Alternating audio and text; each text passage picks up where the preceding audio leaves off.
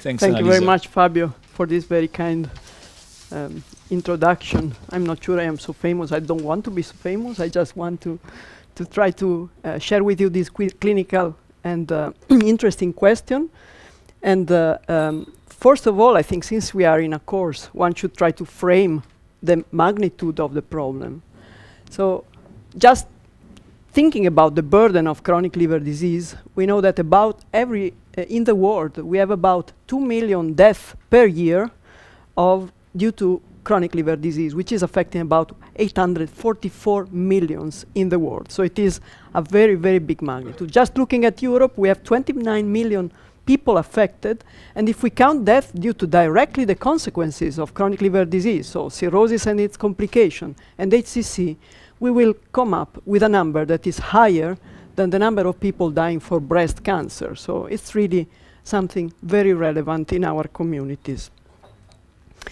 And if we look at the causal factors leading to complications of liver disease and to development also of hepatocellular carcinoma, we will see that mortality and complication are, of course, concentrated in advanced stages of liver fibrosis, which is the scarring tissue, the extracellular matrix accumulating as a consequence of the chronic liver injury. You see that this is a quite recent population of NASH patients, and you see that mortality is concentrated in patients with cirrhosis or with advanced fibrosis that progressively will develop cirrhosis and then decompensate and death. And this was an old study on hepatitis C showing exactly the same. So it is relevant to know whether a patient has or not an advanced phase of liver disease. I think just to frame a bit again the problem, we should go through 3 different topics. One is liver fibrosis assessment, looking first of all to a strong competitor of contrast-enhanced ultrasound in this field, and this will be very short, but I think very relevant to the clinical question. Then we will see that for portal hypertension, there is still some room probably for trying to see whether contrast-enhanced ultrasound could play a role, and then we will see at what is new in this field. So you all know that liver biopsy is still considered the best standard method for assessing liver fibrosis and presence of cirrhosis. But nowadays we have serum marker, elastography method, not just transient elastography, but all elastography methods that are assessing the property of the liver tissue, and we have imaging techniques.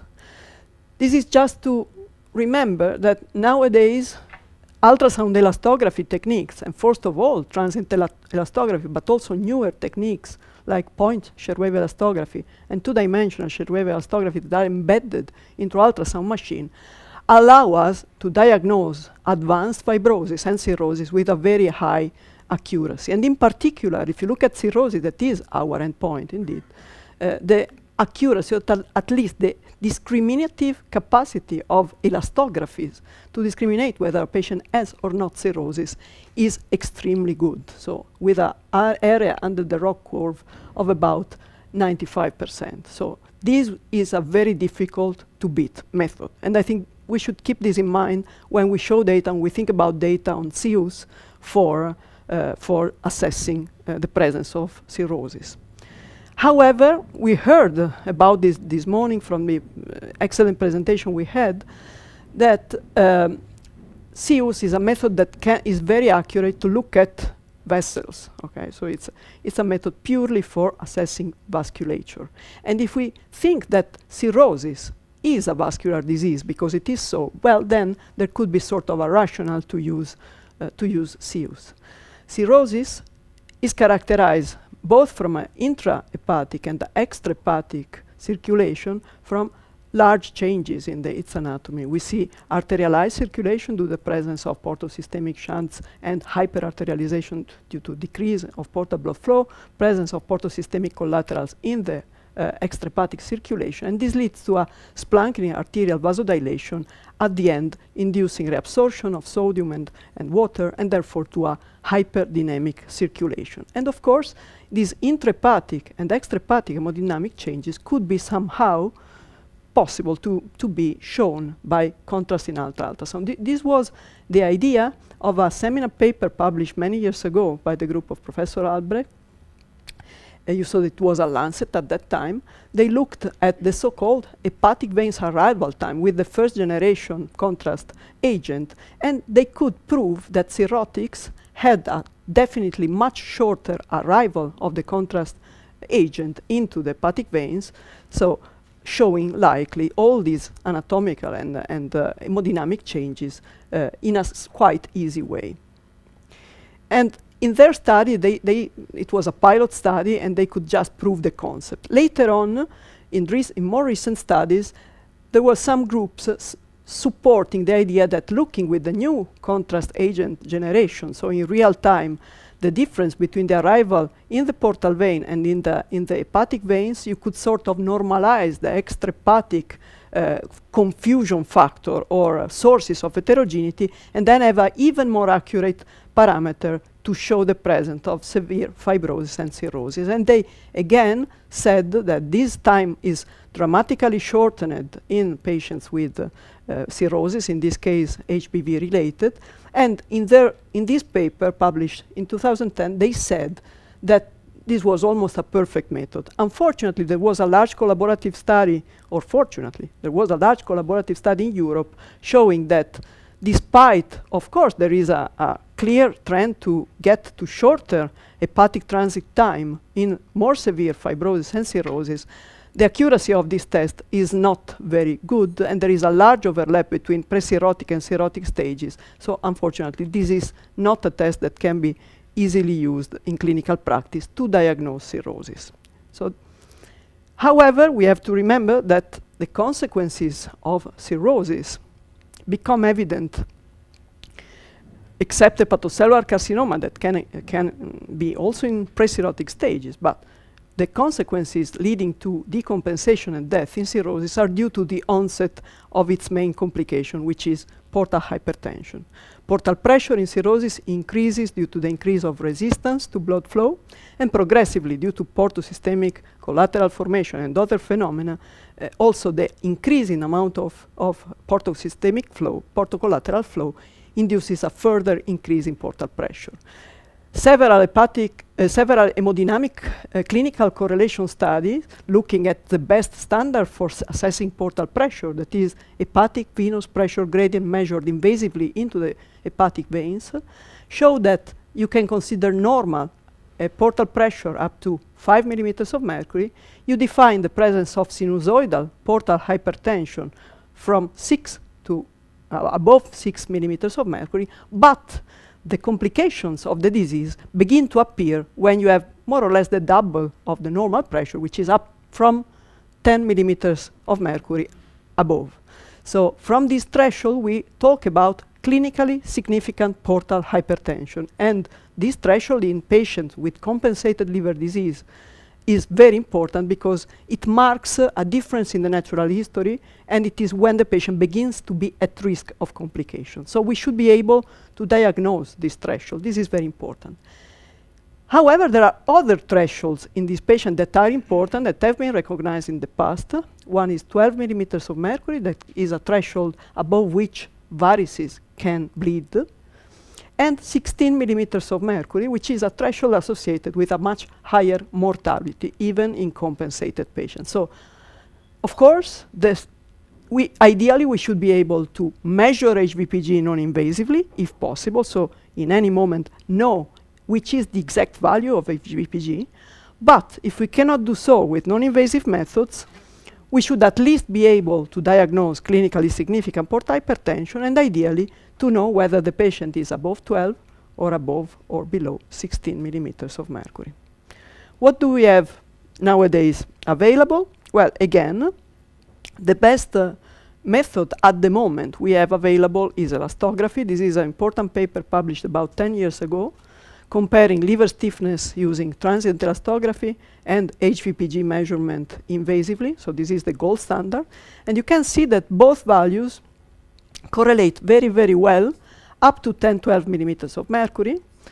Above these values, the correlation persists, but is no longer so good. And this is due to the fact that while in early phases of portal hypertension, resistance, which is due to liver fibrosis, which is well mirrored by liver stiffness, is the major factor, above clinically significant portal hypertension, collateralization and other phenomena begin to occur. This increases the flow component of portal hypertension, which is not well sensed by liver stiffness because it's something outside the liver. So therefore, this method seems very good, at least to discriminate between patient with and without portal hypertension, but it is not sufficient to give us the exact value of HVPG. And therefore, we should ask ourselves whether CEUS, contrast in ultrasound, could give us a better answer. And the rationale is the same we saw for cirrhosis, considering that it's not really cirrhosis per se, but it's cirrhosis plus portal hypertension, creating the conditions in the extra and intrahepatic circulation, leading to extra and intrahepatic hemodynamic changes. And so therefore, if we think it this way, the flow component could be quite well reflected, possibly, by contrast-enhanced ultrasound. However, not many studies looked in this field. This is an important study published in Hepatology a few years ago, in which they use a simple method, that is hepatic vein arrival time of sonoview. And you can see that in this study, there was a very nice correlation between this simple parameter, which is very simple, very easy to assess, is the time to the arrival of the ultrasound contrast medium, contrast agent, into a main hepatic vein. There was a quite good correlation, about 0.75 linear correlation. This was done in a training set, and this was done as well in a validation set. And when they looked specifically at whether this could be enough to diagnose clinically significant portal hypertension, well, they had a fantastic performance of the test, with very few patients falsely diagnosed positively or negative. So false positive and false negative were very rare. They described a cutoff of 14 seconds for this discrimination. And strangely or surprisingly to me, despite it's a very simple method and could be easily available immediately, it has not yet been validated, in particular in European cohorts. There is another method which is more recent, which in my view is very interesting, that uses a completely different concept and uses one of the characteristics of microbubbles we heard about from Professor Burns this morning. As we heard, the oscillation of microbubbles induces harmonics. We can look at these harmonics, and usually we look at the second harmonic, but we can look at subharmonic. And microbubbles, when they are in a fluid pressure, have a specific characteristic, that is their subharmonic amplitude decreases linearly as fluid pressure increases. This means that if we could measure in blood, which is a fluid, the subharmonic of microbubbles, we would possibly know what is the pressure, with a proper mathematical modeling, pressure surrounding these microbubbles. And this is the concept they developed for this method, which is called subharmonic aided pressure estimation by CEUS. For these specific studies, they are using Sonazoid because they state that its properties with the subharmonic are better than other contrast agents. However, all of them, in theory, could be used. And this is the pilot study they performed, looking at 45 patients in whom they measured the hepatic venous pressure gradient invasively, and they also measured, using this new method, the subharmonic gradient, looking at the portal vein and the hepatic vein at the same moment. So through their method, they can estimate the subharmonic pressure here and here. They calculate the gradient, and if it's true that fluid pressure is reflected by the property of subharmonic amplitude, then we should have a good surrogate of HVPG. And indeed, in their series, it was quite so. There are some limitations in this series that is due to the fact that many patients had a hepatic venous pressure gradient very low, so it's probably not all the patients were really in a very advanced phase of liver disease, but still, you see that the correlation is very good with a linear correlation of 0.91. So it's now this concept went further, and now they are validating their technique in a large study performed in the USA. We are still waiting to have the possibility of going also in Europe, participating in this study, they are planning to include about 300 patients in whom also the hepatic venous pressure gradient measurement is available, and we will see if this method could really reach and achieve clinical practice. I think it is very interesting. The last method I would like to mention is, again, another different approach to the use of contrast. We come back to the concept explained by Professor Born this morning.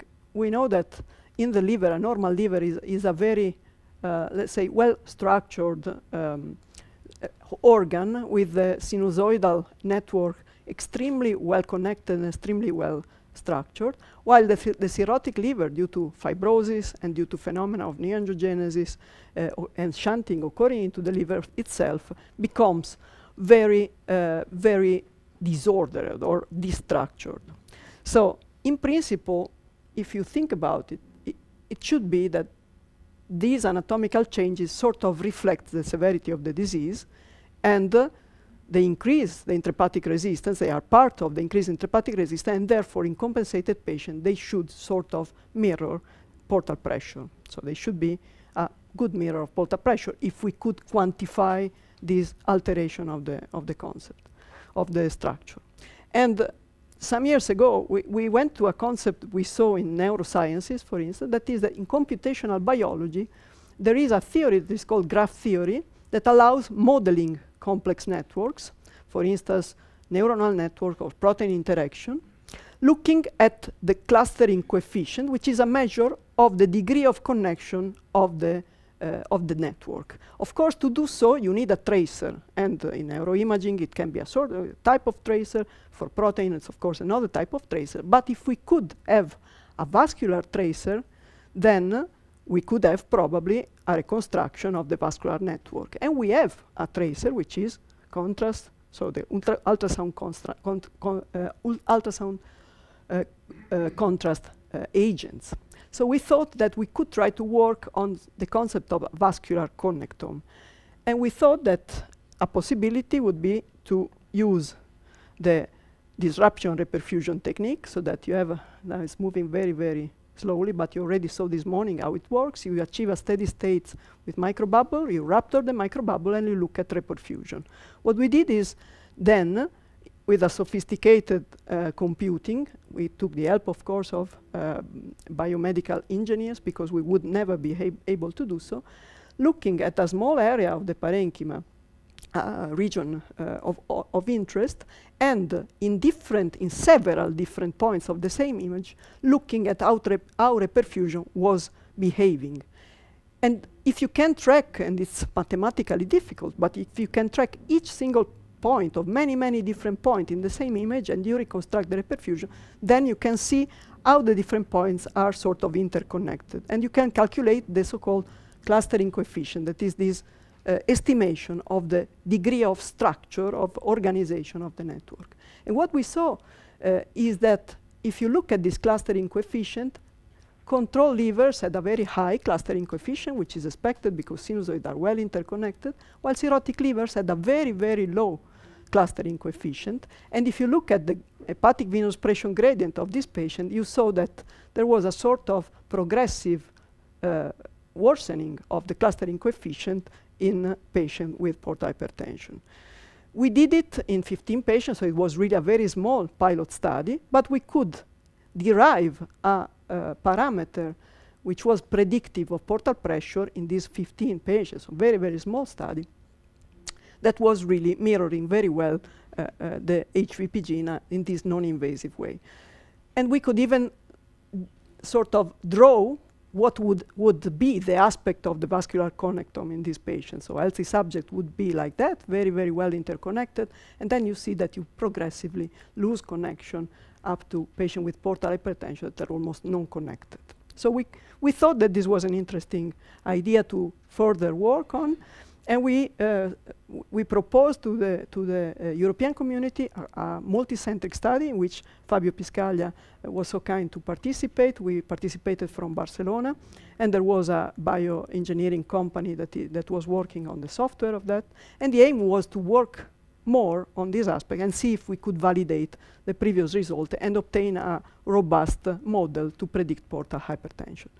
I am showing here just the results that were presented at the last European meeting for the study of the liver. They just take into account one kind of machine. We have more, but we don't have presented yet, so we cannot show them at the moment. This was in a quite large of patients undergoing HVPG measurement.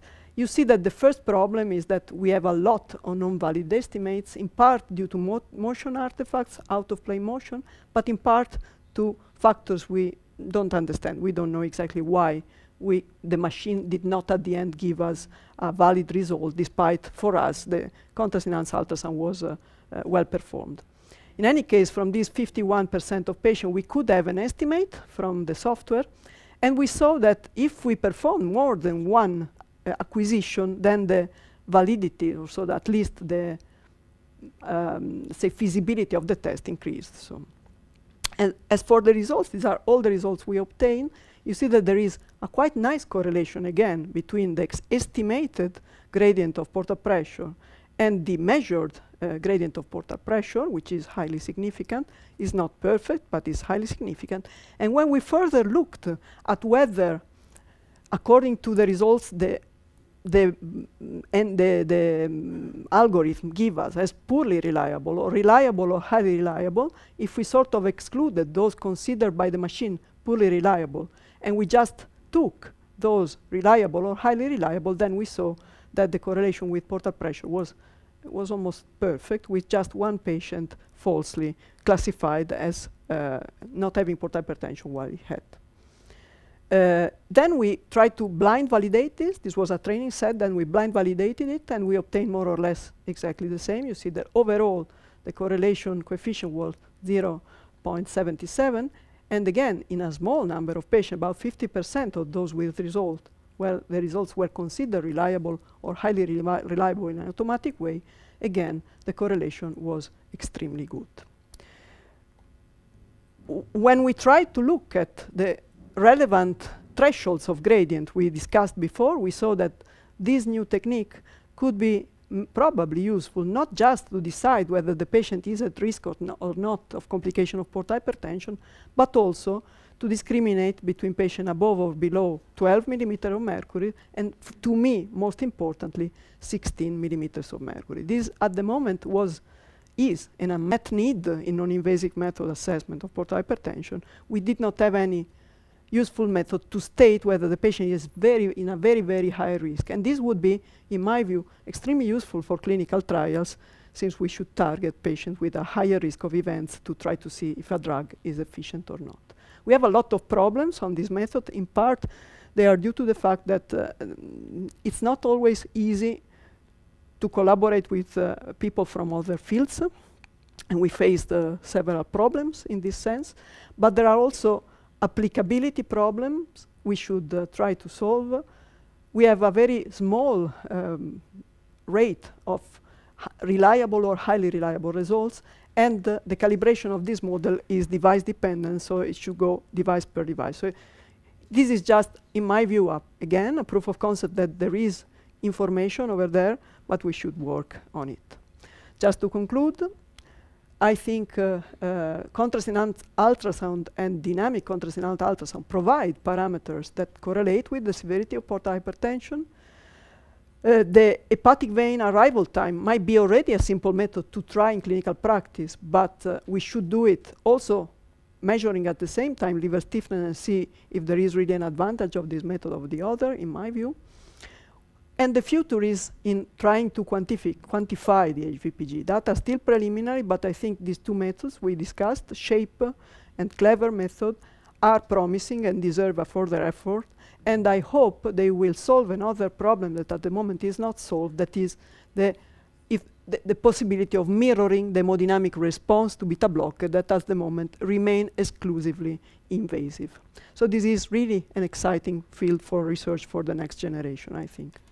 And with this, I would like to thank all my colleagues, Professor Bosk and all the fellows and students that are working with us, that allow us to have a lot of very interesting data. And I would like to thank you for being here today. Thank you. Thank you.